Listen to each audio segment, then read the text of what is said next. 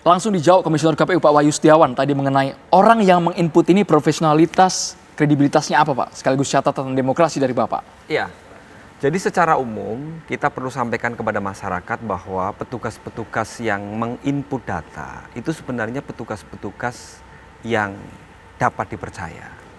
Jadi kekeliruan input data itu murni karena human error. Kita tahu volume kerja yang begitu rupa, orang bisa lelah gitu. Tetapi prinsipnya adalah dengan situng itu justru KPU ingin transparan. Ingin transparan. Kalau tidak ada situng, kan malah tidak diketahui kekeliruan input itu gitu loh. Jadi tentu kami menerima masukan, kekeliruan-kekeliruan itu akan kita perbaiki terus-menerus.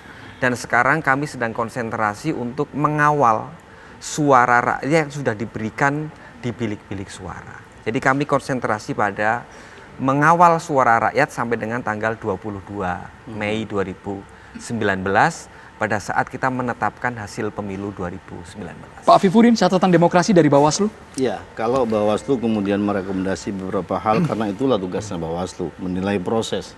Bagaimana kemudian kualitas proses yang baik ini meyakinkan semua pihak yang saya ibaratkan tadi, kalau ini ibarat baju, ada kotoran, prosesnya ini dibersihkan yang kotor-kotor sehingga semua pihak bisa menerima hasil. Kualitas proses yang baik akan memunculkan hasil yang juga baik, kan begitu. Nah, makanya kita berharap apa yang dilakukan dari sisi penyelesaian proses-proses yang terjadi administrasi, pidana ini adalah bagian dari lebih menguatkan demokrasi kita, legitimasi pemilu kita. Jangan dipahami sebagai upaya yang lebih dari itu, apalagi ada yang bilang mendelegitimasi. Tidak sama sekali porsinya. Porsinya adalah membersihkan sampah, residu, kotoran yang bisa jadi ada dalam proses yang sangat kompetitif seperti sekarang. Catatan demokrasi dari Bang Fahri Hamzah. Ya, kita ini adalah negara demokrasi nomor 3 di dunia setelah India dan Amerika Serikat. Negara demokrasi itu artinya negara yang di dalamnya itu ada pemilu yang jurdil. Kalau Cina, negara paling besar di dunia ini, nggak ada pemilu di sana karena cuma sistem satu partai. Di Amerika Serikat, di India itu 800 juta pemilihnya. Menurut teman-teman yang datang mengobservasi pemilu di sana itu juga berlangsung profesional, ya. Dan relatif dari 800 juta yang wajib pilih itu relatif tidak crowded, ya, seperti yang kita dengar di kita. Di bawah India itu ada Amerika Serikat, ya mereka sudah punya tradisi demokrasi yang lama dan indeks demokrasinya juga tinggi, ya. Nah, di bawahnya itu ada Indonesia, di bawah Indonesia itu ada Brazil. Nah, kalau bicara income per kapita kita dengan India itu kan kita jauh di atas India.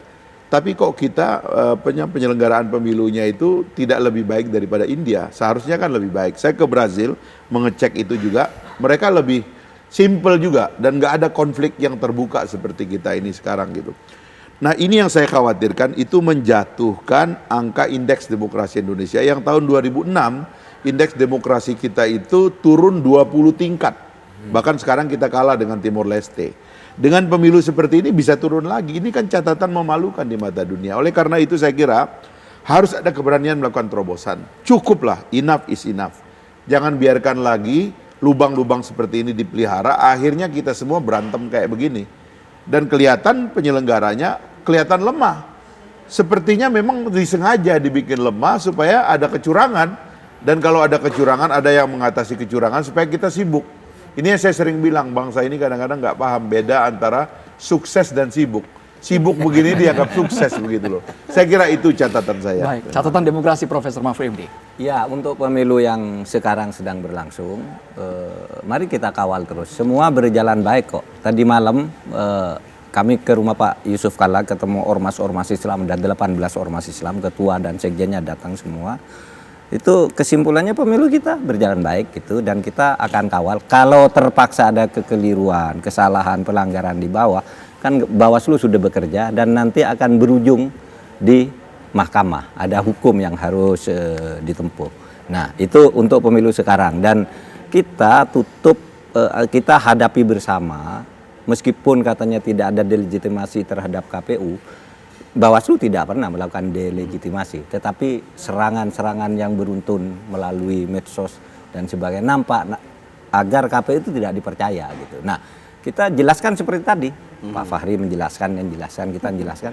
Clear kok, tidak ada masalah yang sangat-sangat serius. Nah, untuk yang akan datang, kita usulkan nanti sama-sama ya sesudah pemilu ini, itu perubahan sistem secepatnya. Di awal pemerintahan, jangan di ujung nanti. Nanti tawar-menawar lagi.